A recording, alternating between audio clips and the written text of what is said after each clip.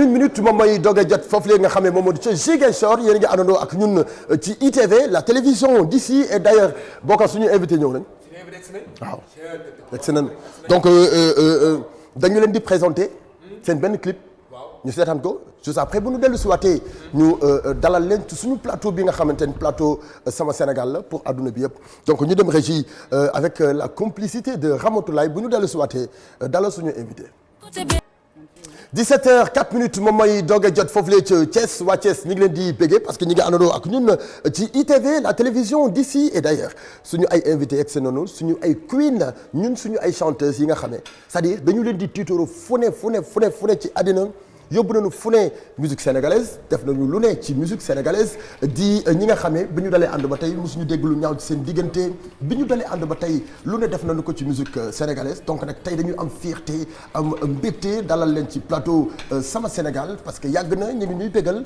donc nag tey dañuy am fierté ak mbégte bu yaatu di groupe Safari pour présenter leen nag am na ñu bari waa léegi doo ñëw nga présenté la man ñii. xam nga kenn ku ci nekk sa tur. man nag kenn kii daal xam naa ko nag kii moom. je l'aime. tu l'aimes. non tu l'aimes parce que depuis longtemps. ok je l'aime vraiment kii moom xam il s'appelle Maria. Maria moom rek nga ci xam. Maria moom laa xam parce que moom rek laay xool. d'accord kon ci Maria la ñuy doxee Maria bienvenue. merci Padros. tu vas bien. ça va alhamdulilah baa yaa ngi ci jàmm. sant yàlla bu wér. kontaan en tout cas tey bi ñu leen gisee ci plateau Sama Sénégal. le plaisir est partagé. loolu la gën a kontaan. je pense que c'est la première fois ñu ñëw iRadio. c'est vrai donc c'est un énorme plaisir d'être là. c'est vrai kii mooy Khadija. Khadija. je présente Khadija. Khadija tu vas bien. je suis bien. yaa ngi ci jàmm. ah ok kii mooy Defa. Defa waaw xam naa leen sax damay robinet rek di kii. da ngay robinet rek mais xam naa leen. Defa tu vas bien. naka mu. ça va sant yàlla. jaajëf alors tey ñu am leen ci plateau Sama Sénégal pour partager tuuti après ca kanam dinañ dem ci rajo bi pour yaatal lu bari 19h ba 20h45 ak seen i œuvres yi nga xamee génn ngeen ko sur le plan national sur le plan international. exactement fi mu bëggee xam le nom de Safari fan la jógee. Safari bi ñëpp xam parce que bi ñuy doog commencer musique donc bi ñuy voilà dañ teel a sopp. c'est vrai. voilà donc question yi c'était comment on va s'annoncer au grand public nan la ñuy ñëwee ci ban aspect ban concept. donc on a pris le choix de faire une musique boo xam ne ça sera une musique urbaine une musique moderne mais mu am toujours benn mélange bu ñu retrouver c'est-à-dire une certaine africanité sur les sonorités sur le style vestimentaire et tout ça donc concept boobu la ñu ñëwee et il nous fallait un nom qui colle à ce concept donc on a pensé à Safari mu nekk Safari bi ñëpp xam qui signifie voyage voilà ça signifie voyage signifie faire des expéditions de chasse voilà loolu la signifie. tur bi kan moo ko initié. nous trois. ouais. d'accord donc mais à la base kan moo créé groupe bi. à la base je pense que c'est Khadija moo créé groupe bi. d'accord waaw ndax man ak moom on s'est connus au lycée mais moo des fois ay voisines la ñu woon. alors comme dama doon woyantu tout le temps en classe un jour ñu toog nii rek elle m'a demandé lan laa di ma ne ko damay bind way donc relation bi noonu la ñëwee souvent nag su may way moom mooy ñëw defal ma kër yi. un jour elle m'a dit que j'ai une amie boo xamante ne aussi elle fait de la musique. mi ngi dëkk Wakam donc elle a fait les présentations. mais tout le temps bu ñu daan dem studio elle était avec nous. donc bu ñëwee ñu ne ko jàppal si kër yi souvent dafa nice. ñu jàpp si kër yi ba noonu la feeling bi ñëwee donc elle avait la musique en elle mais elle savait pas. jusqu'à ce qu'elle nous rencontre et ñu commencé Safari. d'accord avant kenn ku ci nekk dafa nekkoon ci carrière solo wala. exactement ñëpp a nekkoon seen carrière solo. oui mais attends naka ngeen def en tant que ay jigéen ba soudé wu ba créer groupe bi di ànd à trois parce que loolu dafa jafe ci jigéen. bon jafe na jafewul la. jafe na jafewul parce que on reste des êtres humains. non dafa jafe nag jafe na jafewul mais dafa jafe ay jigéen fu ñu toog di fa waxtaan 2 heures de temps sax problème day am. si du si ñàkk nag. mais ma ñii dañoo bëri problème ñii. bari histoire. ñii histoire gis nañu bari. ñii dañoo bëri histoire boo xoolal. ñii depuis 16 ans xaw ma 17 ans. ma ne ci xuloo lañ dëkk de. ça fait carrière je peux dire que on a commencé notre carrière en 2009 2007 la ñu commencé ay maquettes et tout. mais 2009 la ñu commencé. groupe bi moom on peut dire que 2007 lañ ko créé mais on a public bi ñu ngi ñu xam en 2009 à travers Fighting suñu single Fighting. d'accord gis nga ñi 2009 ba tey ñu ngi ànd. ñu ngi ànd dañu xuloo de. non au-delà xuloo dañuy xuloo moom. dañuy xuloo ngeen xeex. dañuy xuloo dañuy xeex. seen bëri problème daa mel ni sa morom ñoom mënuñoo toog benn label yéen label ba ne ngeen def wër label. nga jàpp baraade ruube rek lay def. yéen da ngeen wër label yi rek yéen. ruube rek. da ngeen wër label parce que ngeen war déet waay déedéet sama xarit yow moom waxuma xam naa problème ñaar yaa ngi roobee day saay. des fois wax nu en tant que ay jigéen naka ngeen def ba suude parce que yéen da ngeen a joxe benn exemple boo xam ne dafa graaw ci xaritoo nu ñu war a mel ci liggéeykat ni ngay àndandoo sa morom di liggéey ci jigéen ak jigéen bu tasante nii rek pour benn vite fait ni ngeen war a àndandoowee te problème du am naka ngeen def ba booloo di ànd ay jigéen te mosuñu dégg ci yéen ay problème sant yàlla la loolu yàlla la neex yàlla la neex ba pare ku si ne da nga jàppee sa bopp ni nga jàppee sa bopp noonu nga jàppee keneen ki comme bro bi ni mu ko waxee rek dañuy xeex dañuy xuloo ce qui est normal parce que voilà jëkkër ak jabar sax dañuy xuloo des fois yaay ak doom sax dinañ merante donc ay nit lañ donc bu dee dañuy xeex tout le temps liggéey bi jaar yoon dañ koy def mais on reste des sœurs respect loo gis rek c'est respect la basé wu on se respecte on s'aime on s'adore et c'est ça qui compte et je pense que loolu lañ gën a jiital même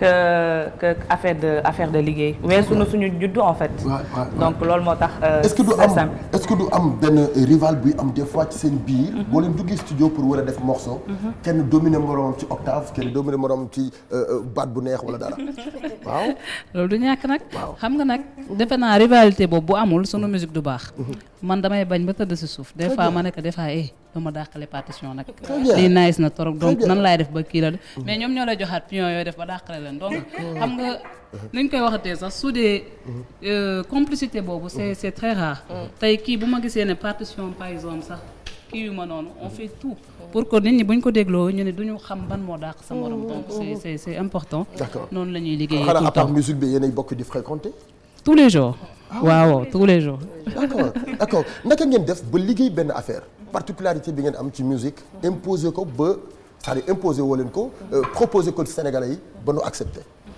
waaw loolu je pense que moo nekkoon le plus gros challenge. parce que particularité la boo xam ne dafa rare ci musique bi. exactement te yéen bi ngeen koy imposer wala bi ngeen koy proposer Sénégalais yi boobu amagul. waaw voilà donc je pense que loolu moo nekkoon un peu challenge bi. parce que comme li ma wax léegi tout à l'heure rek on voulait sortir différemment. voilà se sortir du lot un peu comme on dit. mais aussi par passion. parce que bëgg musique ak nekk ay patriote nag xam nga bëgg Sénégal lool. bëgg di dem ak drapeau bi di ko yóbbu fu ne. donc pour ça voilà on se disait toujours qu'il faut quand même benn recherche approfondie. ci musique. donc on cherchait toujours nan la ñuy def ba proposer voilà benn style musical boo xamante ne bu weesoo Sénégalais yi bëgg ko peut-être à l'étranger aussi dinañ si gis seen bopp. voilà donc Sénégal tamit. mais période bi ngeen koy proposer Sénégalais yi dafa raaroon te kenn am def ko fi woon Sénégal c'est-à-dire bu ñu waxantee li am. yéen bi ngeen di indi ay genre musique afro. musique afro trap wala yeneen ak yeneen ñun gisaguñu ko woon ci ñu bari. mais bon Sénégalais quand même si instruments yi ñu xam nañ leen woo parce que bon pour ñu jàppee Inata déjà mu nekk bon un des morceaux bi nga xam ne moo tax ñu gën ñu xam.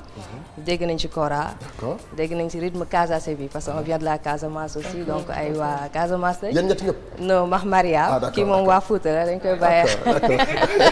d'accord.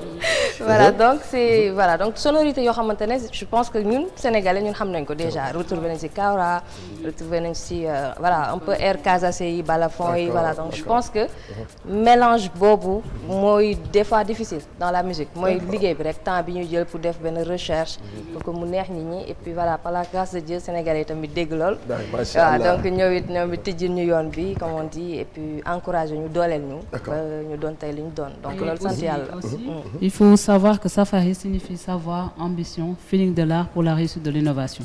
Donc bi ñuy ñëw dans notre tête c'était d'innover en fait. Nan la ñuy def ba li ñu doon gis d'habitude nan la ñuy def ba indi quelque chose une touche nouvelle voilà créer leneen lu bees et je pense que challenge boobu on l'a réussi parce que après ça on a vu que beaucoup ont suivi le même rythme yu bari doon topp nañ ci yoon boobu et c'est une fierté pour nous aujourd'hui. D'accord. Alors seen ay composition kan moo ko def bon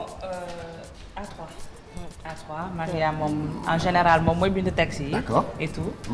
Maria yaa def texte. waaw moom lu ci ëpp moom mooy bind texte yi. Khadija tout ce qui est technique mastering bien dafa am oreille musicale et tout. D'accord. Donc mooy ñëw defaraat affaire yi mu nice et tout. Donc on travaille en équipe en fait ku nekk rek am nga looy apporter ci Safari loolu moo tax Safari nekk Safari bi mu nekk tey jii. Donc kii day ñëw andi lii kii andi lii keneen andi lee ñu jël ko boole ko ak keneen lu ñu yokkal ñu jël ko parce que dañuy liggéey rek pour mu rafet. Donc du ñu bàyyi dara mu jàll loo xamante ni mën nañ ci jariñoo rek en plus de nous dañ ko ci def. seen ay morceaux. bu ñu ci dégg def na hit. seen ay morceaux yi ñu dégg yëpp pratiquement def na hit. Exactement lan la def ci seen carrière sur le plan international. waaw je pense que ouverture ah. ouverture parce que loolu lañu bëggoon. Sénégalais xam ñu mais aussi àdduna tamit donc bàyyi ñu xel. donc c'est ce que voilà je pense que mooy but bi yëpp si artiste bu ne loolu ngay ñaan je pense. donc c'est assez encourageant assez voilà réconfortant nga xam ne liggéey bi nga def à trois. tey bon public bi mu ngi koy approprier ba ñeneen ak ñeneen ñoo xalaatul woon sa touché woon ñu si jot. donc loolu je pense que voilà sant yàlla et puis satisfaction la bu rëy. voilà c'est du bilan mais de 2009 wala 2007. bi ngeen taxawalee groupe bi ak léegi. liggéey bi ngeen liggéey gum est-ce que jar na ngeen indi résultat pour war ko Sénégalais yi nii lu ñu bëggoon atteindre nañ ko. yegg see gunu pare bàyyeegoo leen mais exactement li ngeen bëggoon est-ce que yegg si ngeen fi ngeen bëggoon yegg. wala yéen a ngi def li ngeen bëggoon def. bon c'est juste ma tontu foofu. ñun pour ñun chaque jour. ñu ngi soog a démarrer. donc pour le moment. mën naa wax ne fi ñu bëgg a. ndax ñii seen fans la nga message na ma ko ni ma ñii dama leen a bëgg trop. voilà moo tax mu jógee ci suuf ñëw ci kaw. merci beaucoup moom mooy chef technique bu télé bi yëpp quoi. donc ma doon wax ne fi ñu bëgg a àgg ba tey pour ñun àggaguñ fa. d'accord parce que ñu bari tey jii dinañ ne waaw Safari àgg nañ fii wala def nañ li wala def nañ lee. donc peut-être ñu bari si ñenn ñi mën nañu wax ne loolu mooy àgg. mais si ñun du àgg. parce que ñun defe naa li ñu yitteel mooy Afrique. parce que balaa ñoo doon ay sénégalaises ay africaines lañ. ay africaines ngeen. donc on a représenté le Sénégal partout. d'accord am nañ ay collaboration ak ay ONU.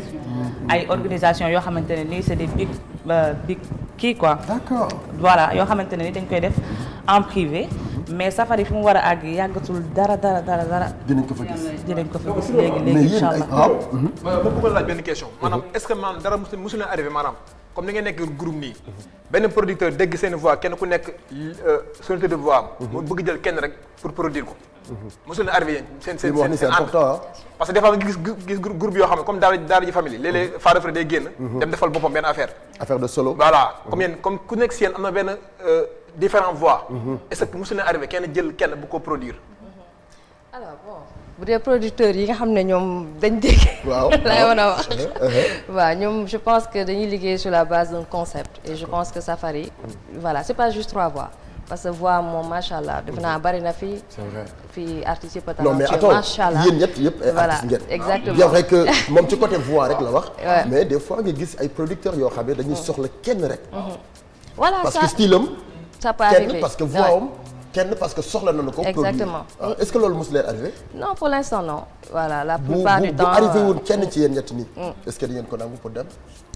bon pour le moment. yéen ñett ñëppay répondre. des fois da ngay ñëw ci question bi. est-ce que bu la producteur ñëwoon jël seppi la yow kese pour roppi la fii di nga def. oui si c'est pour l'avancement de Safari je le ferai. non pour yow. intérêt personnel. non intérêt personnel mënu fi am parce que je peux pas aller sans les deux. amul sens attends benn producteur bu ñëwoon ni la kaay ma produire la tey dama bëgg tey nga ñëw ci sama label nangam sangam. en fait dañuy jowaale plan de carrière ak siiw. très bien ndax bu nekkoon siiw la aujourd'hui je pense que tey ku nekk da ngay dem sa yoon. pour le moment on est le seul groupe de femmes en Afrique. c'est vrai. et que defe naa loolu moo ñu yitteel nee naa la du Sénégal kese moo ñu yitteel. très bien donc challenge Safari ak combat Safari. ça n'a même pas démarré. c'est valable pour yow aussi. exact je partage. defe naa leer na. ah ouais tu passes. dafay nekk du tee ba tey safari dafay nekk mais mu nga génn dem liggéey après ñu ñëwaat. non en fait loolu dafay indi benn je sais pas man ñun moom de notre côté sentiruñu loolu en fait parce que on a l'habitude de travailler ensemble et ku ñu gis sax on est tous les jours ensemble et que carrière la ñuy def c'est pas juste dañuy def benn projet bu passé c'est plan de carrière boo xamante ne c'est à long terme bëgg nañu am foo xamante ne ëllëg dinañ ne c'est le seul groupe qui a fait ça donc loolu c'est un défi qu'on doit relever et que nit ñi war ñu si jàppale donc ku ñu mënul jàppale si loolu ak loo mënti indi ça nous intéresse pas vraiment très bien tey am na loo leen war a liggéey ci musique sénégalaise Safari lan la gisul ci musique bi ba nar bu war ko liggéey sur le plan international ba ñu d'accord problème bi ñu am mooy la musique sénégalaise exportée gunu ko ba tey problème boobu la ñu am ci chanteur yëpp yéen seen devoir tey pour liggéey ci loolu lan ngeen di contribuer ci loolu. Je pense que si lancé boobu lañu nekk un peu parce que voilà neex na enfin je donne juste anecdote. non mais lii nga wax ni moo am. yéen a ngi ci lancé boobu. waaw déjà et je pense que artistes yëpp bon disons que ñoo bokk ñun ñëpp vision sur ça. bon ñun moom je dis pas qu'on est des artistes tendance du lii moo xew rek ñu dugg si non voilà on y va au feeling. et puis voilà ak benn ambition de faire un bon travail c'est-à-dire on bâcle pas notre travail d'habitude. voilà mën nañ bind texte boo xam ne bu ñu toogee réfléchir ñu ne pourtant lii on l'a écrit il y a 7 ans. après ñu remettre ko au goût du jour donc moo lay wan ne tant que la vision est toujours là donc da ngay gis ne la matière est réunie quoi en quelque sorte donc je pense que on peut réussir ce challenge. Moi, je parle même pas de Safari seulement parce que là, ça dépasse juste voilà le côté groupe. Moi, je parle de tous les artistes sénégalais. Je pense que ñun ñëpp ñoo bokk combat boobu et puis day yoon parce que dañu bari talent machallah ici yoo xam ne vraiment ils méritent ñu tijji leen un peu voilà quoi jox leen support yi il faut. dooleel leen voilà et puis international bi am nañu fa tànk fu Nigérien bi taxawee. tey bu Sénégal tey bu ñu leen jiitalee dinañ am ay. queen yoo xam ne sur le plan international dañu leen di tiitaroo fii ci réew mi exactement lan ngeen di xaar pour ñu c'est-à-dire tooj leen ñu ni yéen dong la ñu am Sénégal yéen dong la ñu am Afrique waaw alors moi je dirais que parce que ñun suñu ay fierté ñeen merci beaucoup tey bu ñu sañoon duñu ni Sénégal rek ngeen di représenter yéen di représenter Afrique partout dans le monde à travers seen musique ngeen di def c'est vrai seen style da ngeen original merci beaucoup seen ay voix dafa original seen ay composition musicale dafa original donc exactement tey lan ngeen soxla lu ngeen amagul je dirais le temps waaw parce que suñu borom moom moo yor lépp. voilà donc tant que li mu def si ñun mu ngi fi ba tey rek. waaw lu ne xaj na si moi c'est ce que je dirais. da ngeen nekk ci label. ñu ngi si loxo ñu ngi si ay loxo ñu ngi woon si ay loxo mais actuellement on y va en solo et je pense que bon bientôt dinañ gis beneen Safari. d'accord beneen level waaw ñu xam ne voilà liggéey nañ daal. liggéey ngeen waaw d'accord da ngeen di créer seen labelu bopp wala da ngeen di demaat delluwaat ci staff ci groupe. bon lépp xaj na si. tout est possible du moment que yaa ngi gis ay opportunités yaa ngi gis ne lii su ma ko defee ça peut apporter quelque chose. et que tey loolu la ñuy ñaan yàlla. ñaan nañ yàlla àgg ay maison de disque parce que bu fekkee nigériens ñoom ñoo ko mën. mais pourquoi pas ñun. c'est pas parce qu'on est juste des femmes. que ambition bi neew fi. nee naa la Safari lii yëpp weesu na cadre bi yëpp en fait weesu na Sénégal en fait Safari est là pour l'Afrique en fait. Très bien. lépp loo xamante ne nii dañ koy jël pour andi ko suñu réew pour mu jëm kanam dañ koy def. parce que tey jii ce qu'on trouve dommage mooy que Nigériens yi jaayante ba am seen benn place et que Sénégal. mënul loolu. c'est dommage. c'est dommage. et que comme benn jour Maria mu ngi ko doon wax. dama si jaaraat juste. Sénégalais la yàlla may lu mu mayul benn africain. ça c'est vrai. kenn bu taxawee way anglais nga ne anglais la. bu woyee ci nigérien bi nga ne nigérien bi la. domaine bu mu dugg rek. da nga naan moom moo ko moom. mais ñeneen ñi amuñu opportunité boobu noonu. lépp lu ñuy def ñoom mën nañ def lu ne mais mënuñu def suñu mbalax. et en même temps mën nañ def mbalax bi mën nañ def lu ne. mais pourquoi pas recherche boobu noonu ñun ñëpp. la preuve ci yéen voilà en fait il faut que sénégalais bi nangu ne ouverture dafa war a am. c'est important. il faut que ñu nangu ne lépp yamul Sénégal. parce que aujourd'hui combat bi Afrique la. parce que africain yëpp a yeewu. pour que Afrique mën a jëm kanam. donc je pense que aujourd'hui il est temps que ñun sénégalais yi ñu nit ñu yeewu bokk ci combat boobu parce que on est les enfants de l'Afrique. et que lépp yamul fii kese quoi. donc pour man c'est ça peut-être qui moo tax problème bi am mais nañu gën a xalaat réfléchir ci loolu. Mais aussi je souligne que au Sénégal on n'a pas la chance d'être entouré par ñi nga xamante ne ñoo mën a exporter cette musique parce que tu vois aujourd'hui benn artiste mel ni par exemple Mao Sidibé. Par exemple, j'ai écouté son dernier morceau, mu nekk grand bam ñu ngi koy bégal. C'est quelque chose d'extraordinaire. Mais en fait, nous, on n'a pas les supports qu'il faut, on n'a pas les gens qu'il faut. Donc vraiment, il faut que ñun ñëpp. Exactement. Par exemple, non, on n'a pas de bons producteurs en fait. Ñun tey par exemple, on peut dire que Safari, on a fait 8 ans sur benn label, defaat 2 ans sur benn label. Mais en fait, objectif ak vision bi ñu am gis amaguñu ko ci label yi. Donc il nous faut vraiment être entouré. Wala bu ñuy dugg ñun ñëpp artistes yi sur quelque chose. lan moo manqué. Oh, je ne sais pas nag problème bi ci ñoom la wala ci ñun artistes yi mais en tout cas nous. non en fait ñun artistes yi lii war ñu ngi koy def. parce que tey boo dégloo benn morceau Safari. c'est pas que du morceau yi ñuy teg Trace TV wala waree ba bien que ñu fay jàll. y a pas de différence bu énorme boo xamante ne mooy loolu. mais alors qu'est-ce qui bloque le blocage c'est vraiment les gens qu'il faut. label ñoo ko ñoo xam dara rek. franchement on a un sérieux problème de. et aussi beneen affaire bi mooy que tey sénégalais. par exemple je vois décembre day jax Sénégal mais ñan ñoo koy jaxal. on voit des Dadju. on voit des trucs ñoo xamante ils ont déjà fait leur carrière. ñun defaguñu dara. remplir guñ fi stade boo xamante ne Léopold Sédar kenn mosu ko remplir fi Sénégal et c'est pas normal. alors balaa ñuy jël ay 100 millions di ko fay benn waykat mu ñëw fii. pourquoi pas organiser un truc pour les artistes yi nga xam ne soxla nañ ko y a tellement d'artistes yoo xam ne laalaguñu 1 million sax. Très bien. donc il faut faire des choses comme ça loolu mooy tax suñu musique nekk industrie. loolu mooy tax suñu musique artistes yi ñu dimbali leen jëm kan parce que je n'accepte pas ñu naan lan ngay def musique on te dit qu'est-ce que tu fais d'autre parce que la musique nourrit pas son homme alors que c'est ton boulot. alors loolu c'est très très grave. on te dit que ma musique nourrit pas son homme alors que tant de personnes. ailleurs ñu ngi dund ci musique ba def ci leneen ak leneen musique moo lay indi leneen ak leneen donc soo ci gagnewul sa vie donc il y a un problème il faut voir le problème voilà on a besoin de vraiment des gens qui c'est vrai elle a raison li mu wax nii c'est important parce que tey mënuma concevoir nga nekk label de production mënoo jaay sa ay chanteurs sur le plan international mënoo leen imposer ba artiste bi nga xam ne moo war a jógee fële di ñëw Sénégal di am benn code de popularité bu yaatu bi yow nga wër ko def ci say artistes pour ñu dem à l'extérieur jaay seen bopp ba tubaab bi gën leen a découvrir loolu il est temps pour ñu am ko Sénégal donc tey bon lii dama ciy wax parce que soxla naa xam quoi pourquoi à chaque fois ngeen di jiital Maria parce que maa si gën a gàtt maa si gën a tuuti parce que tamit nag foog may taxaw si digg bi pour ñu gis ma wala. à chaque fois nii lay demee rek yaa taxaw ci digg bi nii lay demee à chaque fois. xoolal damay photo wu.